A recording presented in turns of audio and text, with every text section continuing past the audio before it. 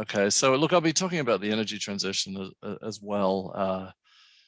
I have a little bit of a sort of discussion of what it means more for the coal industry at large, rather than sort of actionable items at a company level. But look, I found that presentation super interesting.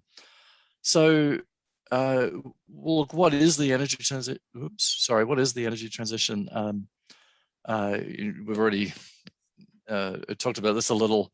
It refers to the large kind of society changing ways in which we produce and consume energy.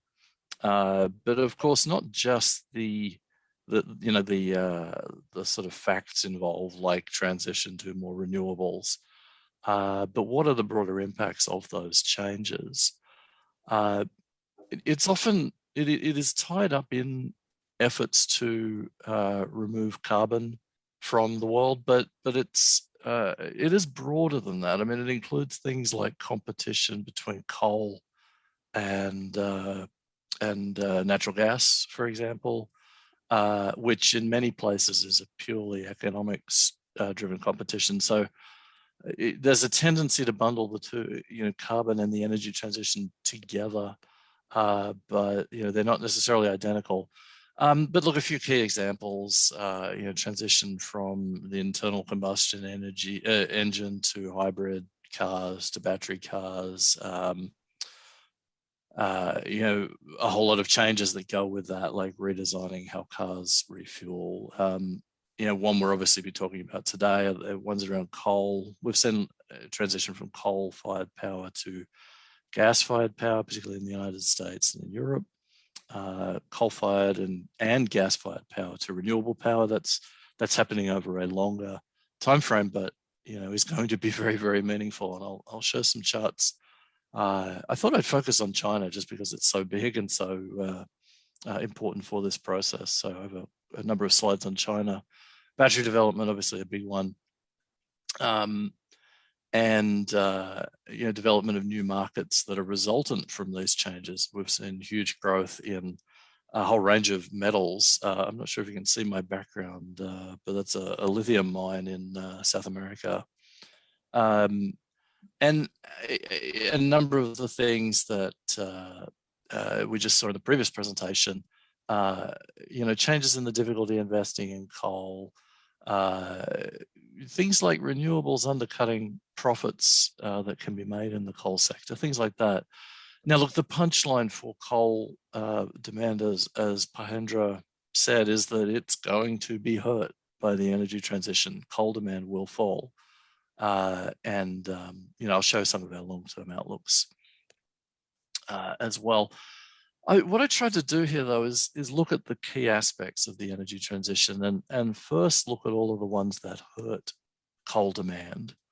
Now, coal has a very large public relations issue. I mean, this isn't rocket science, obviously, but it is an interesting one because another reason I love seeing the previous presentation was comparison of sort of cleaner coal companies to ones that might not be viewed as clean.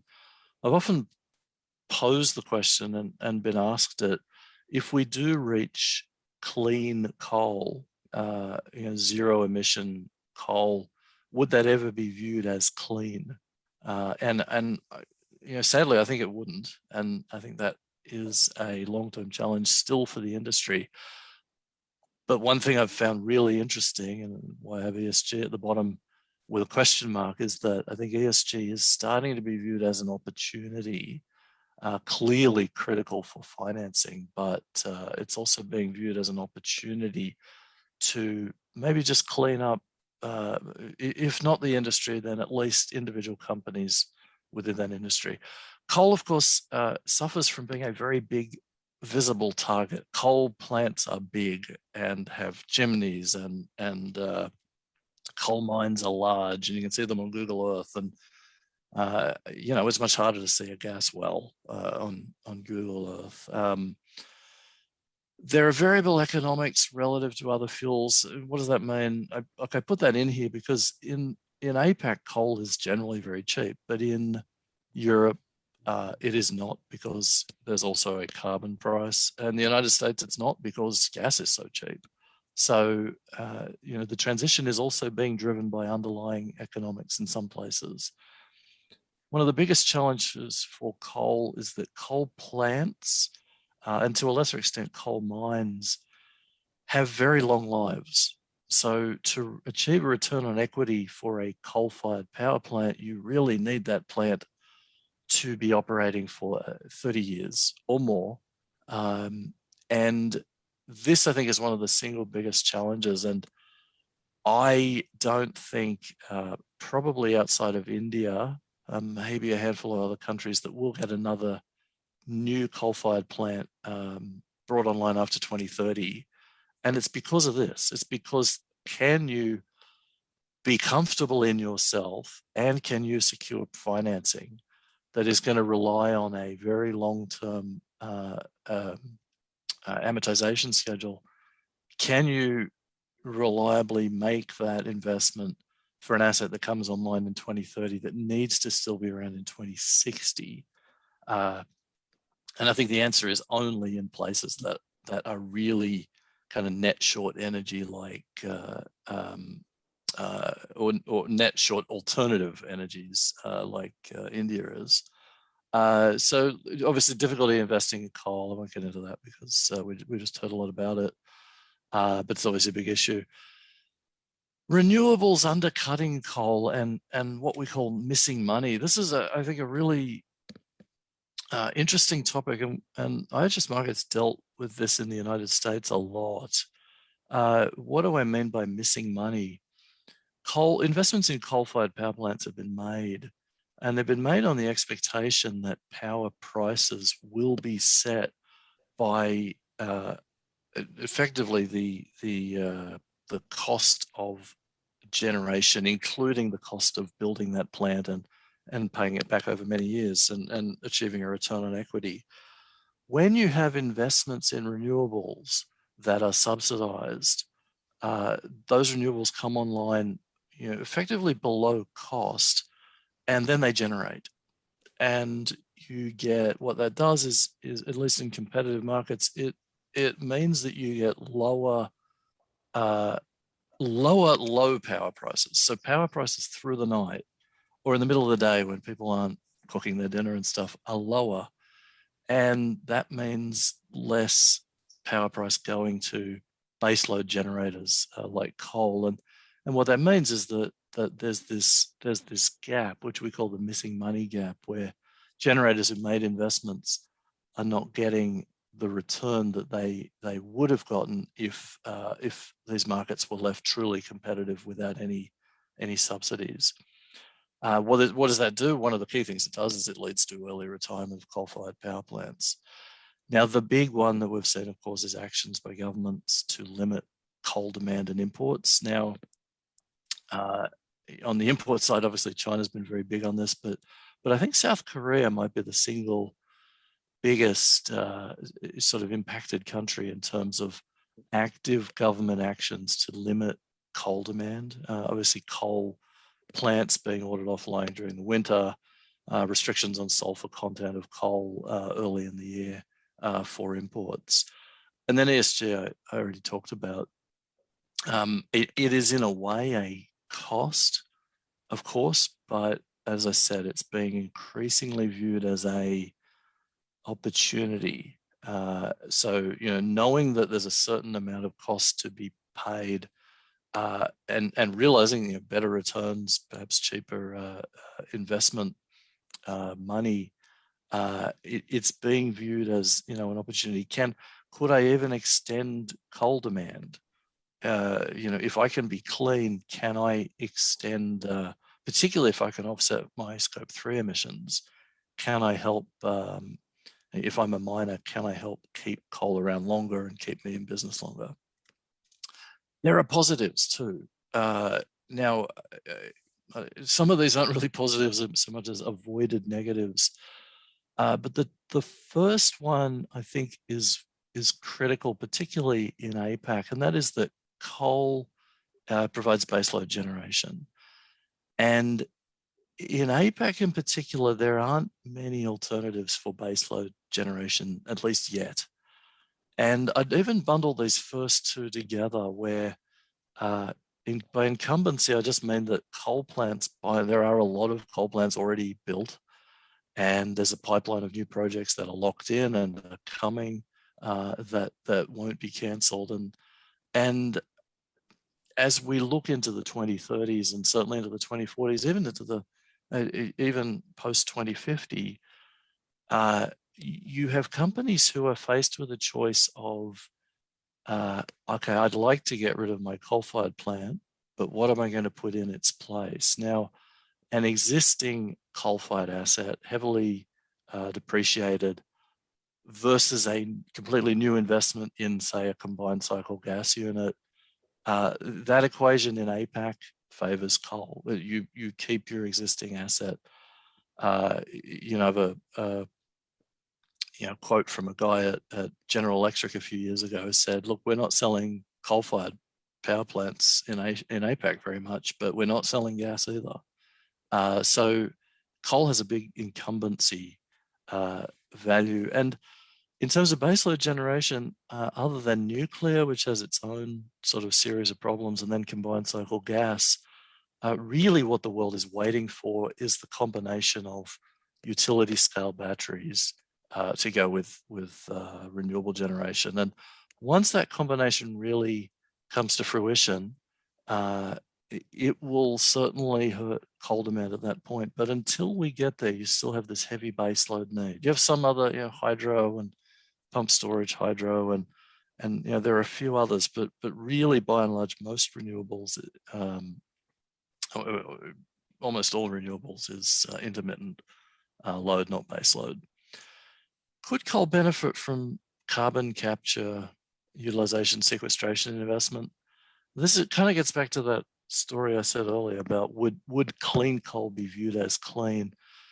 I'll be talking about this a little more when I talk about China in a second. I suspect coal could benefit a little from CCS. It probably won't meaningfully, really, because CCS is something that's very difficult to retrofit.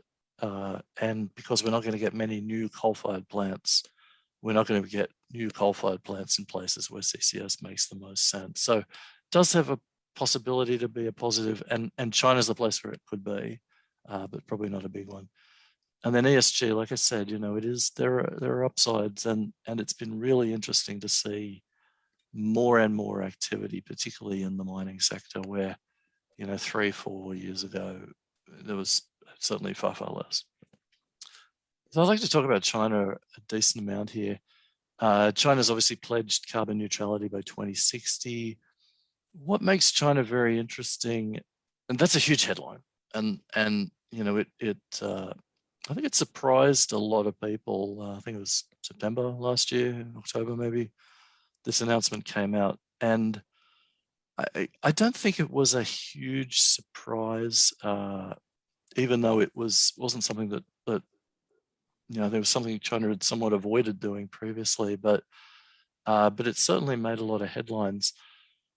I think the biggest positive in this announcement for coal, obviously this hurts coal demand relative to the absence of such a pledge.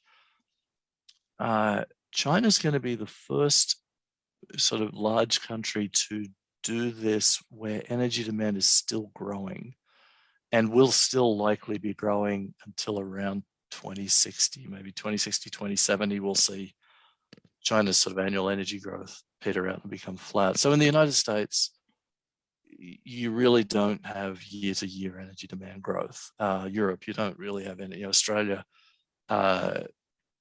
Canada, you don't. Once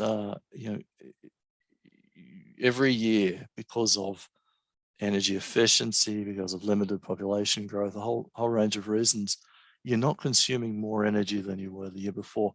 In China, we're currently growing 5%, and this will continue. That rate will gradually decline, but it is still growing. And because of this, IHS Markit does not see any reasonable way that China can achieve its carbon neutrality pledge without retaining a significant portion of coal-fired generation and also coal use for industrial needs. So there will be coal in the mix. Now, because of this, we think that there'll be very heavy investment in carbon capture. And that, of course, also helps gas demand. And also in other curtailment measures. And I think one of the angles from the Chinese perspective is that this announcement will stimulate a lot of investment, research, particularly research and development investment dollars. And I think owning some of these technologies, I think China sort of sees a strategic advantage in, and carbon capture is one. Now, like I say, it comes back to that: is clean coal really clean? Is clean gas really clean? But certainly there will be heavy investment in CCS. All of these things put together, the coal demand in China will be significantly curtailed. Couple of charts here. The chart on the left, these are our expectations post the announcement. So I like putting coal in green. You can see on the left, China's installed capacity in coal, is still growing, as we heard, and will still grow for another, certainly most of the rest of this decade. But from about 2028, it does begin a sort of slow, inexorable downward decline. However, from over 1,000 gigawatts currently, by 2050, we think that there'll be about 500. So coal's not going away by any stretch. Those 500 will also be the most efficient, by and large, plants, large scale and so forth. If you look at generation, the decline is a little sharper, but we're still talking about over, I may have that scale wrong, but you're losing perhaps 60% of current generation levels. This is power generation. Okay, this is only about half of thermal coal demand in China. Industrial demand will be needed to push to fall at these rates. So there's the takeaway is there is going to be more, very large, appreciable amounts of coal demand in China for a long time. Now look at the other fuels though that come online. We have a big build out in nuclear, and this is why, one of the reasons I talk about base load. If you look at all of the colors on the right up to and including purple, those are really the base load fuels. Okay, there's I think maybe a little one or two others that aren't, but mostly those are base load, the ones at the bottom. Then the other one that will really hurt coal in the long term is the very, very top red one, battery storage. And certainly by about 2040, we think we start to get a real proliferation in battery storage in China and globally, really. And this is kind of the turning point, I think, for long-term coal demand. As a company, we only forecast out to 2050. I think if we did these forecasts post 2050, we would have a rapid acceleration in that battery storage portion, and that would probably be roughly 1-to-1 at the expense of coal. So when we get economic utility scale batteries that can meet that baseload need, coal-fired generation will very rapidly decline. Industrial uses can continue, but for the generation sector, that really will be the death knell. And that's probably true in most power markets around the world. What does it mean for imports? James, oh yeah. Excuse me. Sorry, 2 minutes, James. Okay, no problem. Yep. I just said, I think 2 more slides. For what does this mean for imports? Obviously, Indonesian suppliers very interested in this. We do see them coming off a lot, but they will still be around. And again, we get into why don't they go to zero given the generation outlook? more and more of this will be industrial over time. I'm just going to show a couple of other countries that give a little bit of a contrast. In Japan and Korea, two countries that have shown great willingness to move away from coal. We think there's still this big challenge to have alternative baseload. Neither country is likely to invest heavily in new nuclear, of course. There are investments in gas, but you can really push coal, investments in renewables, fine, but at some point you need baseload generation, and coal's incumbency helps. Now, Japan's interesting because you really see that kind of battery tipping point where in the 2040s, we do expect coal-fired coal imports to decline faster, and that reflects underlying demand. India's an interesting one. We do expect growth out to 2050 now. 2050 is a long way out, but the main reasons here, this isn't huge growth. This is growth on the order of tens of millions over 30 years. But this is a country growing rapidly with a rapidly growing population and a rapidly growing energy need. And we don't see as fast proliferation of batteries and so forth. What does it mean for total coal imports? They're going to decline, and they're going to decline a lot, but they're not going to be gone by 2050. And again, this reflects, I look at this number myself, why wouldn't coal decline faster? And the reason is that you need baseload generation. Now, technology may solve this. Technology might do batteries earlier. We think that utility scale batteries become economic at a very broad level from about 2040. If it's earlier, then this decline will be sharper, but it is down and to the right, and will be on an ongoing basis. Very last slide, Indonesian export outlook. Again, it is one of decline, but it's not. It doesn't fall off a cliff. I think, as you said, Pahendra, there are a few more decades here. And, like I said, if I did this to 2060, I think we would see a sharper decline in that last decade. But for now, a sizable decline, but certainly not falling off a cliff. Thank you very much. We always appreciate being here. And we'll take questions at the end. Yeah?